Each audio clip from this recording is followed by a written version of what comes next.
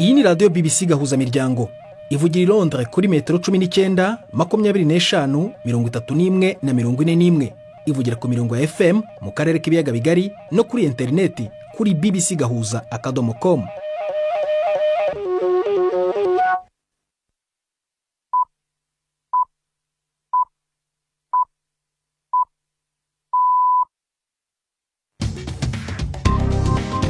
Ubu ni saa 10 n'igice ku isaha mpuzamahanga ya GMT, ni saa 12 n'igice ku masaha yo mu Rwanda no mu Burundi. Muri studio muri kumwe na Prudence Ngiyumva. Wiriwe hoteza amatwi BBC gahuza miryango aho uri hose ku isi, kaze kuri radio kuri bbcgahuza.com, kuri Facebook live mu buryo bw'amashusho no ku mirongo migufi ya shortwave. Dore ingingo z'ingenzi z'amakuru turambura mu kanya kuri uyu wa kabiri tariki 29 z'ukwa kane. Amnesty International, umwe mu miryango ikomeye ku isi mu kurengera uburenganzira bwa kiremwa muntu, iri gutanga impuruza ku burenganzira duhuriyeho nk'ikiremwa muntu bwugarijwe n'amasoko menshi kandi biri gutizwa murindi na Perezida Donald Trump. Mu Burundi aho radio Bonesha FM ikorera, iravuga ko umunyamakuru wayo yaraye ahohotewe ari mu mwuga we, nyamara kandi ngo yari yerekanye ibimuranga. Byagenze gute? Ni umunyamakuru wiri kwizera yagiye kurondera inkuru muri kaminuza y'u Burundi, baramwugarana baramukubita nko guhera igihe cy'isaha 4 gushika igihe cy'isaha 6 n'iminota irenga. Mu Rwanda abunganira mico myiza Jean Paul mu mategeko ku byaha bya genocide baravuga ko bishimiye icyemezo cy'urukiko cyo kuzajya kureba havugwa ko hakorewe ibyaha. Hari ikinamico urunana muri aya makuru yabawe na Nini Radukunda.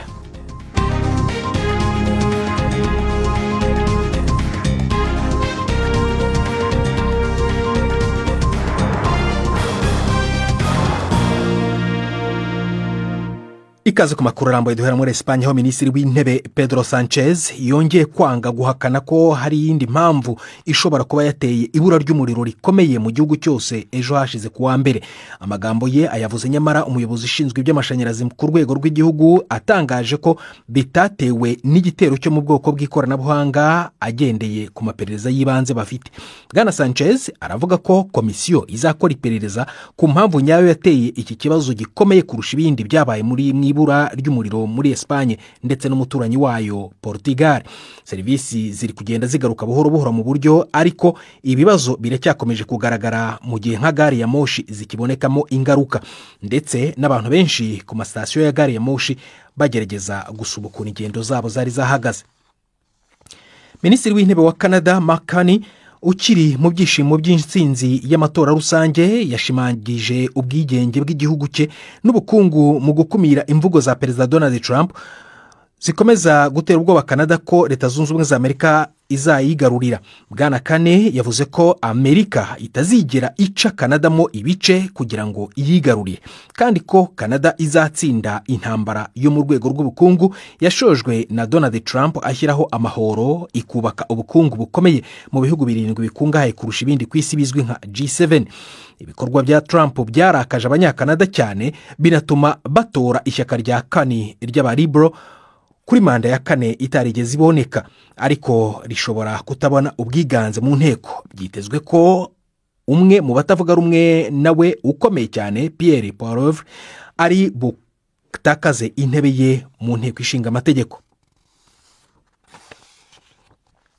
Amnesty International, umwe mu miryango ikomeye ku isi mu kurengera uburenganzira bwa kiremwa muntu, iri gutunga agatoki itanga n'impuruza ko uburenganzira duhuriyeho nk'ikiremwa muntu bwugarijwe n'amasoko menshi kandi biri gutizwa umurindi na Perezida Donald Trump. Mu cyegeranyo ngarukamwaka, Amnesty iravuga ko ihonyorwa ry'uburenganzira bwa kiremwa muntu ribonekera mu buryo bwo kudahana ndetse n'umururumba. Inkuru ya Imogen Fox mu ijwi rya Jean Claude Mwambutsa. Amnesty International yavuze amagambo akomeye kuri Donald Trump, imushinja ko akabije gusuzugura uburenganzira bw'ikiremwa muntu, ibitero bigabwa kubimukira, uburenganzira bw'ibitsina ndetse no kudasa kw'abantu zikaba zimwe mu ngero zitangwa. Mu rwego rw'isi irihutazwa risa naho atari rishya. Amnesty igatunga agatoki imyitwarire idahwitse y'Ubushinwa n'Uburusiya muri uru rwego.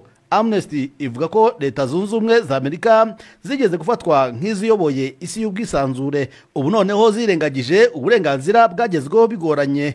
Nguru n'urubuga ruhawe abanyagitugu mu isi yose.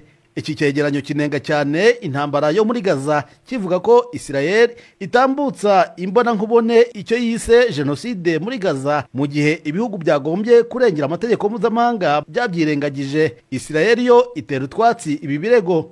Icyegeranyo kinashinja umuryango mpuzamahanga kurebera ubushyamirane buri muri Sudani aho abantu miliyoni 13 bamaze gukurwa mu byabo. Ihohoterwa rishingiye ku gitsina rikaba risa n'iryabaye akarande ndetse n'icyoba cy'inzara kikaba gikomeje kwiyongera. Tujye mu Rwanda mu rubanza rwa Mico Myiza Jean Paul uburana ku byaha bya jenoside. Abamwunganira baravuga ko bishimiye icyemezo cy'urukiko cyo kuzajya kureba havugwa ko uregwa yakoreye ibyaha. Ibyo ngo bikazafasha urukiko kumenya ukuri kubivugwa ko yakoze ibyaha bya jenoside n'abatangabuhamya bamushinja. Mico Myiza Jean Paul woherejwe mu Rwanda n'igihugu cya Sweden muri 2020 aregwa ibyaha bya jenoside, ubufatanyacyaha muri jenoside no gusambanya abagore nk'icyaha kibasiye inyokomuntu. Ibyaha we aburana hakana. Inkuru mugezweho na Yves Bucyana wari mu rukiko. Mico Myiza Jean Paul yashinjwe kugira uruhare mu bwicanyi mu bice bitandukanye by'ahahoze ari umujyi wa Butare, ubu ni umujyi wa Huye. Abatangabuhamya bamushinja bakavuga ko yayoboye bariyeri yo kwa se umubyara yamenyekanye nka bariyeri yo kwa Ngoga mu murenge wa Cyarwa. Ibice bitandukanye abatangabuhamya bagiye bashinja Mico Myiza ko yahakoreye ubwicanyi bigomba gusurwa n'urukiko ruri kumwe n'ababuranyi nk'uko rubitangaza. Iki gikorwa kizaba tariki 13 z'ukwezi kwa gatanu. Maître Salomo Karuranga wunganira Mico Myiza avuga ko gusura ibyo bice kw'ababuranyi atari ku busabe bwabo, ko ari urukiko rushaka ko abacamanza n'ababuranyi bamanuka bakajya kureba aho ibyaha byakorewe. Ati n'uburyo bwiza bwo kuburanisha twebwe ku ruhande rwacu twishimiye. Urukiko ruvuga ko rushaka kumenya niba ibyo abatangabuhamya bavuga koko bihura n'ukuri ugeranyije n'imiterere y'aho hantu. Maître Salomo avuga ko ari byiza bizabafasha kumenya ukuri kose. Abatangabuhamya 8 bashinjura Mico Myiza bose bashoje gutanga ubuhamya bwabo imbona nkubone bari mu rukiko. Bavuga ko bari abaturanyi ba Mico Myiza. Ikindi bahurizaho nuko impfu z'abantu Mico Myiza ashinjwa ngo nta ruhare yazigizemo, bakemeza ko nta n'uruhare yagize mu bwicanyi bw'abatutsi muri Butare. Muri abo batangabuhamya 6 bafungiye muri gereza ya Mpanga, kandi harimo abakatiwe igifungo cya burundu. Nk'uko itegeko ribivuga, uwakatiwe igifungo cya burundu yitwa umutangamakuru. Uretse ibyo abatangabuhamya bamushinjura, abunganira Mico Myiza bavuga ko bagitegereje ikindi kimenyetso kimushinjura ngo kigomba guturuka ku cyicaro cy'ishyaka rya FPR. Mico Myiza avuga ko mu myaka ya za 90 yasuye ku Murindi aho ingabo za FPR inkotanyi zari zikambitse nk'icyicaro cyazo gikuru. Akemeza ko kuba yaragiye gusura FPR inkotanyi ku Murindi muri ibyo bihe by'urugamba byerekana ko nta rwango yari afitiye abatutsi. Mu gihe urubanza rugikomeje, abunganira Mico Myiza Jean Paul bakavuga ko bizeye badashidikanya ko icyo kimenyetso bazagihabwa, ngo kuko ari bo ndetse n'urukiko bandikiye FPR bagisaba. Muri Kenya imiryango iharanira uburenganzira bwa kiremwamuntu yongeye gusaba ko haba amaperereza ku bwicanyi bw'abigaragambya biciwe muri Kenya n'inzego z'umutekano mu gihe cyo kwamagana itegeko ryongeraga imisoro mu kwezi kwa gatandatu k'umwaka ushize. Ibi bisabwe nyuma y'uko ikiganiro mpamo cyakozwe na BBC cyerekanye umwirondoro w'abari mu nzego z'umutekano bishe barashe abigaragambyaga i Nairobi. Komisiyo y'uburenganzira bwa kiremwamuntu muri Kenya na Amnesty International bavuze ko abo bapolisi bagombye kugezwa imbere y'amategeko. Abategetsi bamye bahakana uruhare rwabo mu ifatwa ry'abo bantu n'iyicwa ryabo. Nta numwe uraryozwa urupfu rw'aba bantu. Saa moya 0:22 mu Rwanda no mu Burundi. Mu kanya turagaruka ku makuru arambuye turajya mu karere k'ibiyaga bigari. Ndi Prudence Ngyumva. Reka dufata akaruhuko gato cyane.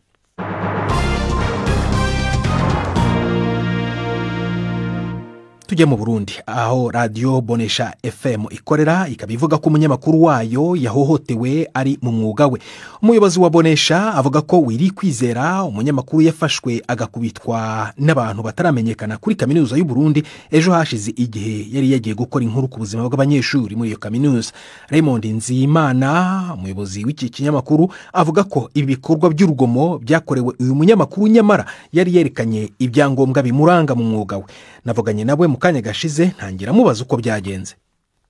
Ni umunyamakuru wiri kwizera yagiye kurondera inkuru muri kaminuza y'u Burundi hanyuma ashiseyo araronka abambere ariko ba kabiri bamurangira abasanzwe babayoboye uyo nawe acamubwira atirindira mbwira abandi aho kubwira abandi kugira bamuhe inkuru yarakeneye yaciye ahamagara abantu baca bamutwara mu nzu ikorerwamwo n'abayoboye abanyeshuri kuri kaminuza baramwugarana baramukubita nko guhera igihe cy'isaha 4 gushika igihe cy'isaha 6:06 irenga bamwagiriza yuko yatumwe n'abandi atatumwe na Radio Bonesha FM. Mwebwe hari inzego z'umutekano mwabigejejeho cyangwa se n'ubuyobozi bwa kaminuza yari yagiyemo? Mu byo natanze ejo nasabye ko ubuyobozi bwa kaminuza butegerezwa kugira amatohoza kugira abo bantu bakubaguye umumenyesha makuru biri kwizera bahanwe. Ariko kugeza ubu ngubu ntabwo murageza icyo kibazo ku nzego z'umutekano.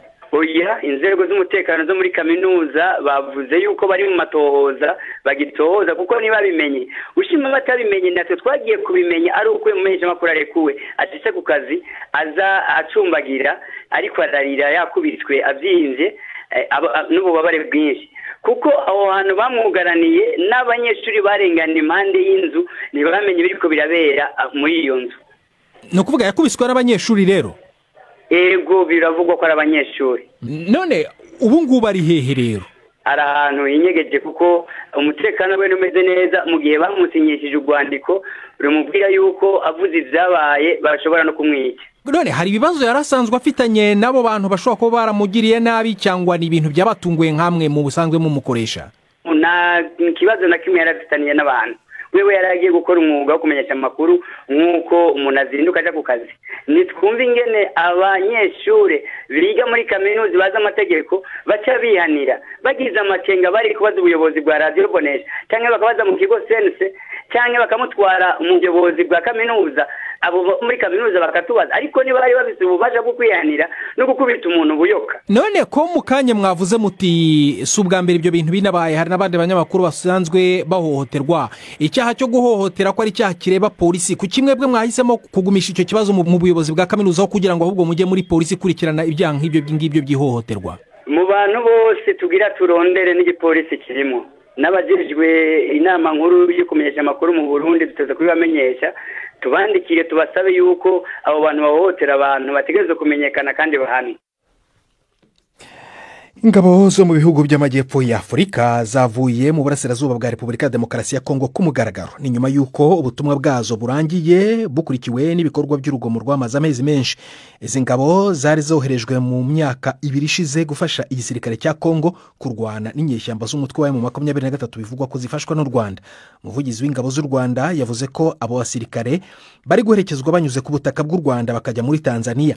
Abasirikare bagera kuri 20 bo muri Afurika y'Epfo, Malawi na Tanzania barishwe igihe umutwe wa M23 wafataga umujyi wa Goma mu kwezi kwa mbere. Ibiro bya Perezida wa Leta Zunze Ubumwe za Amerika White House byamaganye amakuru avuga ko iki kigo gicuruza ku rubuga rwa interinete giteganya kumenyekanisha ku baguzi ingano y'amahoro ya Trump bagomba kwishyura kuri buri igicuruzwa. Ariko rero Amazon ikaba yahakanye aya makuru ivuga ko nta migambi nk'iyi ifite. Iki kigo rutura gicuruza ku rubuga nyine rwa interinete kivuga ko cyari gifite imigambi yo gutanga urutonde rw'amahoro yagombaga kwishyurwa ku baguzi muri Leta Zunze Ubumwe za Amerika ku rubuga rwayo rugucuruza ibicuruzwa bihendutse ruzwi nka Amazon Haul, ariko Kongo nta zindi gahunda rwari rufite rwo kubinyuza kuri Amazon. Ibi Amazon ikaba yabihakanye nyuma y'uko umuvugizi wa White House yamaganye Amazon avuga ko ibi bikorwa ari iby'ubushotoranyi kandi birimo politiki. Buno ni umwanya w'ikinamico urunana.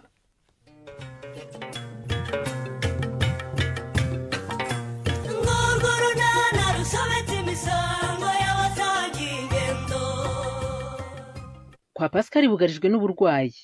Karemera we yemeje gukemura ikibazo amaze iminsi afitanye na Honorine. N'urunana. Mbese uwo mwana ko arimo kurira Honorine? Ni ubwa mbere sarize niba wumva umufitiye impuhwe cyane ngo n'umuhege.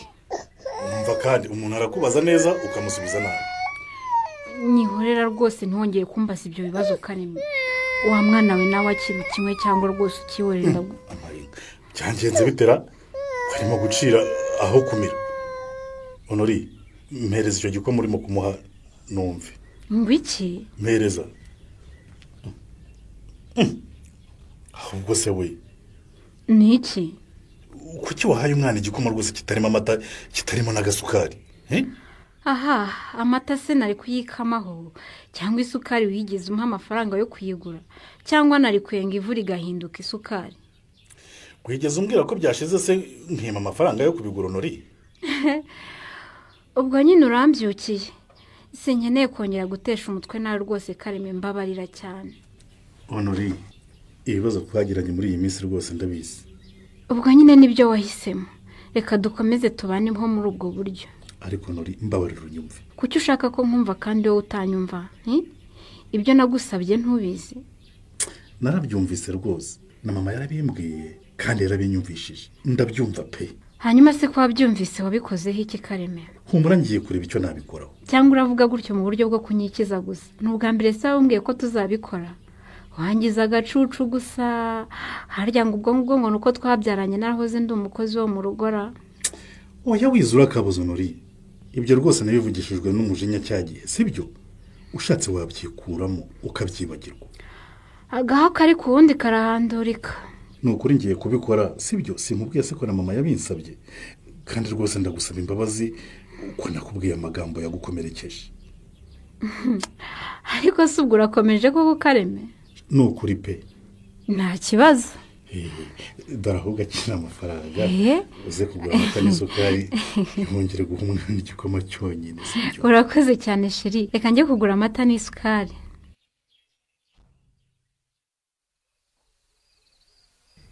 dorere uyu mwana se kandi arongera arituma ariko uzi ko ari inshuro ya 4 yituma muri iki gitondo Pascal yarwaye nyine ubu si imiswi none uyu mwana arayikizwa n'iki mwuka byaramo umbaze nkubaze mujyane ku mujyanama w'ubuzima rero cyangwa umunyarukane ku kigo nderabuzima ndamujyana se nge nduwe wowe se ufite ikihe kibazo kandi nanjye simbizi pe ubu ndumva isereri nta gatege mu maguru yewe ndumva ndi kugira agaseseme ngaho da ubwo wowe nturwaye simbizi niba ari umunaniro no kuba ntasinzire neza kubera uyu mwana urwaye simbizi pe none ubwo ahubwo Pascal ndakumva ndashaka kukwitumira utambwira ngo ujye kukwahirira ibyatsi ngo urivura jya kwa muganga mukobwaje ahubwo ndashaka kukwitumira kuri Stefano kuntuma kuri Stefano urashaka kumuntumaho icyo ubwo ugenda umumbwirire ko uyu munsi ntaza ku kazi ngahore hanyuma amadosiye urayasinya gute uyu munsi niba utari bujye ku kazi ubwo ntari businywe nyine cyangwa hari Stefano wenda arayakuzanira hano yasinye hano mu rugo hari ikibazo se byo ntayazana hano ubundi iyo ntakoze sensinya yaha ndumva bitoroshye genda ubimumbwirire ewe reka nitegure ngende hanyuma nyine nawe niwumva utangiye kumererwa neza ujyana umwana kwa muganga cyangwa ku mujyanama w'ubuzima dufashe ego ko kano kanya suvuye ku santere Honori ntabwo nagombaga gutinda da uzi ko usanze n'uyu mwana wasize hano atararya dore usanze nari maze kumutogosereza igi ngo ndimuhe ubundi ndebe ko namuryamisha yewe nuko ratagihongo enda nyawe enda kirasha ego ko mana yanjye have nyogoku ngo iki ndajya kuri muhasa Honori reka mbanze nkuzanira amazi rwose ubanze ukaraba imbere yo kumutonorera reka ibyo se byo kubanza gukaraba urumva atari ugutinza umwana kandi umwana yisonzeye nyabu oya mabo ihangane rwose ubanze ukaraba intoki n'ukuri ariko se ubundi uretse gukabya bitwaye iki wa mwana we ukuzise urabona koko zanduye guha umwana amafunguro utabanje gukaraba intoki bishobora gutuma uwo mwana arya umwanda bityo bikamutera indwara reka imana niyirinde nyamara imana ifasha ubifashije mabo rwose ni ingenzi ko mbere yo kugaburira umwana umuntu agomba kubanza gukaraba intoki akoresheje amazi meza n'isabune yewe burya na mbere yo gutegura amafunguro y'umwana ugomba kubanza gukaraba intoki ukoresheje amazi meza n'isabune aha dore ndabiretse da ngaho zana ayo mazi mbanze nkarabe ubundi nigaburira kuzukura ahubwo se mabo karame ubanza utamenye icyo nakuzaniye unzaniye iki se mukazana wanjye akira yego mana yanjye yewe iki gitenge se wayo wowe nicyo nkuguriye rwose hariya ku isanire mabu. utunguriye igitenge nyabu?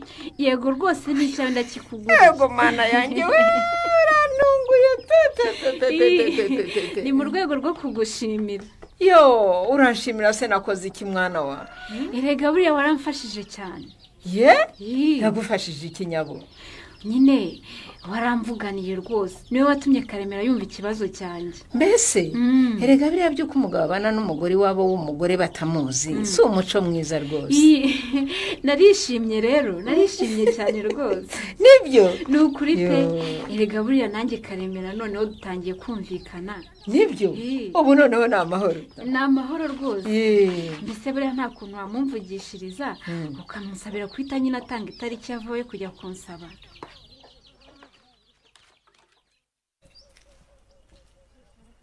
Ye mukobwa je Karame, umwana hano hereye kare numva arira afite ikihe kibazo?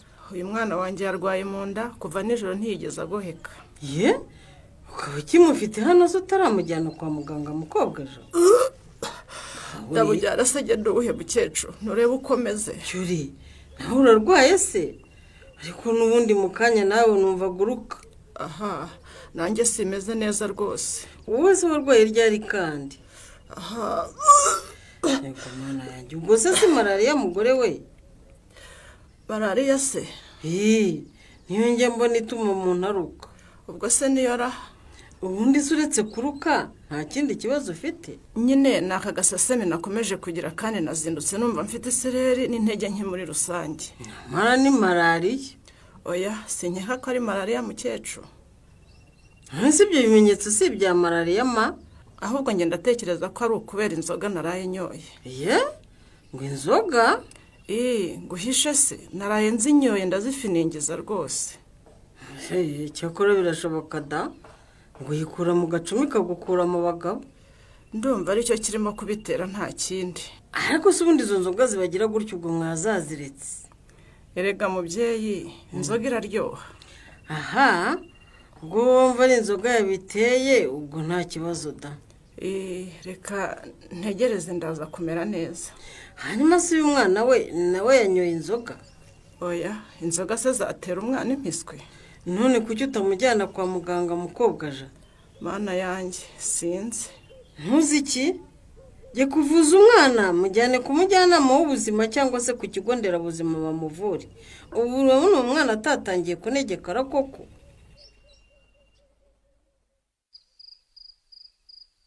Nizere ko ntagutindije ariko bude. Oya ntabwo wantindije ahubwo urabangutse pe. Aha cyakora urakoze kunyihanganira ukantegereza hano rwose ku ishuri. Ariko urumva nari kunanirwa kuhagutegereza kandi ariyo gahunda twari twahanye tugomba kuhahurira. Sha reka noneho nkinga ishuri tugende umbwire. Ndakubwira iki se shaho kuko nabuze nayo nshira nayo mira. Ego ko ejo warambwiye kuri telefone numva bidahagije tugomba guhura ngo yampe neza. Bude ndahera hese koko. Harya uti wagiye kubona ubona Leya na Sori n'abari mu modoka ya Chris ari ubatwaye. Leya yicaye imbere bude. Hahandi wajyaga wicara Chris agutwaye. Umva yahavimviriye Sori nawe yicaye ku ntebe y'inyuma. Wabamenye ute se? Imodoka yarahagaze. Horere wa mubyeyi we. Nyine uko byagenze. Nandi hamwe na mama tuvuye ku isoko. Twari turimo kwitahira na mama. Ariko ubwo kakaba karimo karajojoba. Yego. Ariko nyine ukabona ko igenda yiyongera. Nuko tugiye kubona tubona imodoka itugeze iruhande. Iduturutse inyuma. Tubona imodoka ya Chris. Yego.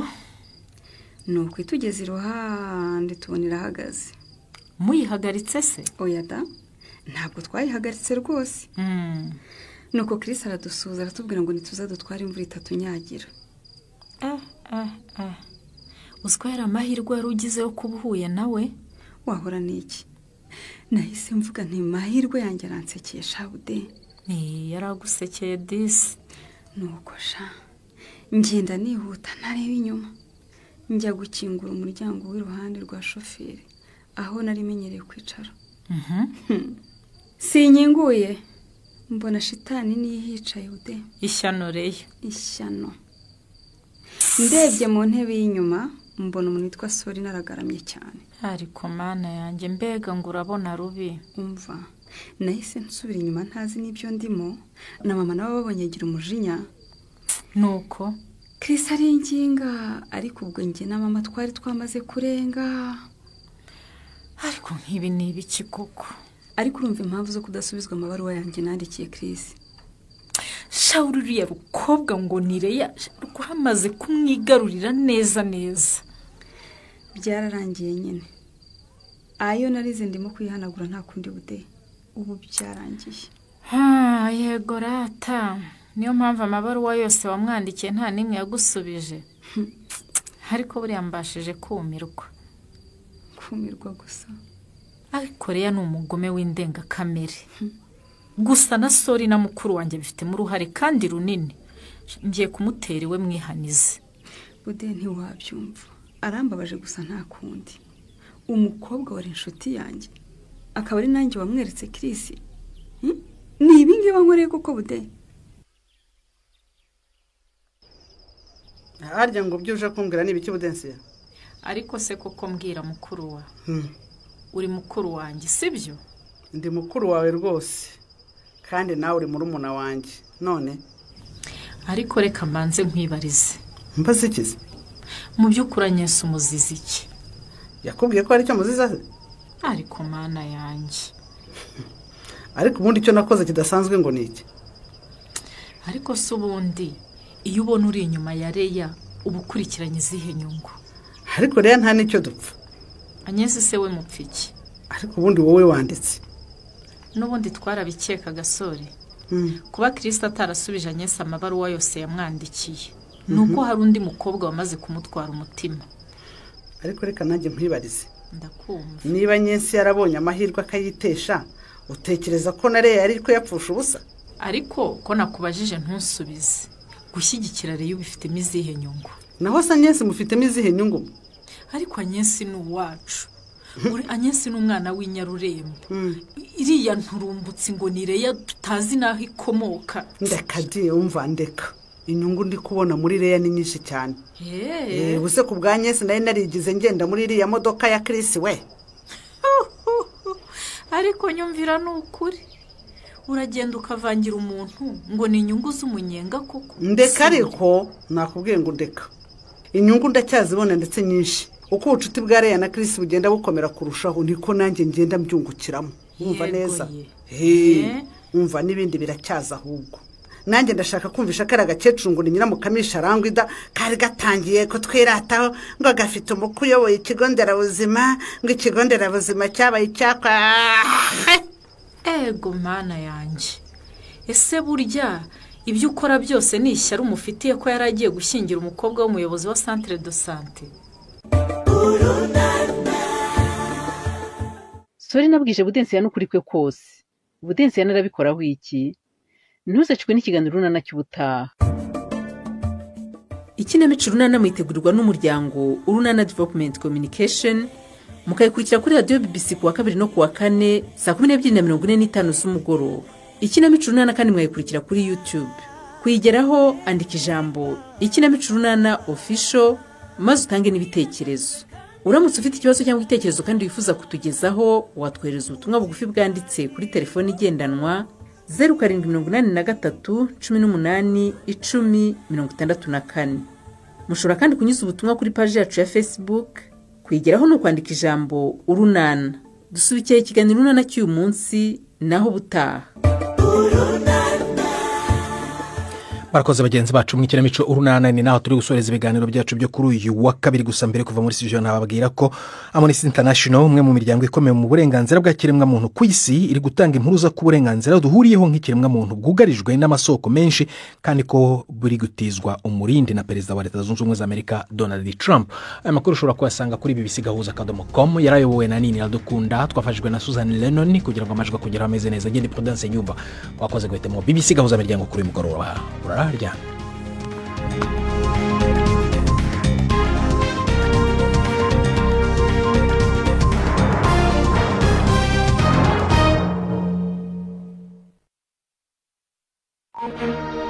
Thank you.